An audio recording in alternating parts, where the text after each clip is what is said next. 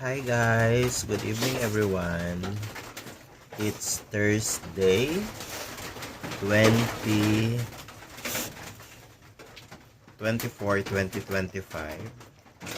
and it's already 7:45 Philippine Standard Time at the evening.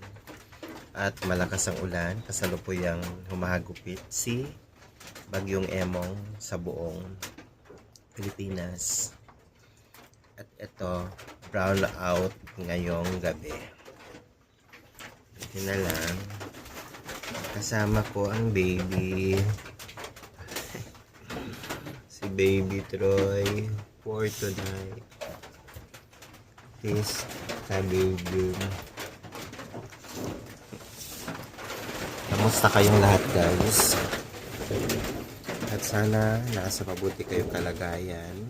Lagi kong panalangin at lagi kong hiling na nasa mabuti kayong kalagayan kasama inyong pamilya.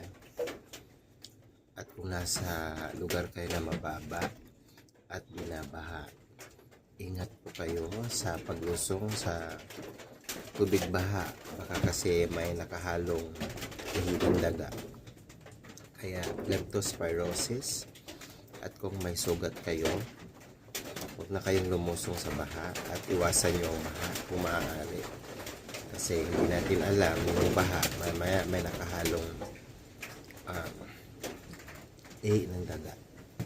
Kami naman dito, dahil nasa mataas kami na lugar at nasa tapaa kami ng bundok, so dinadaanan kami ng tubig. Pumapasok ang tubig pero hindi nag-i-stay. Parang sa relasyon.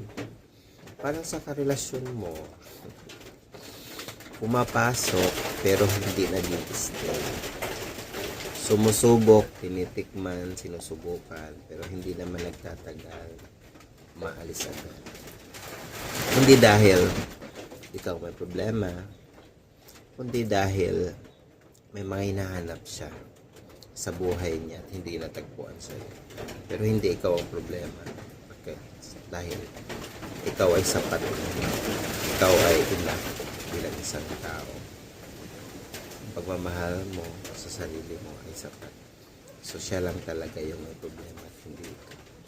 Baka may hinahanap siya na kung ano naman yung hinahanap niya, hindi niya matagpuan.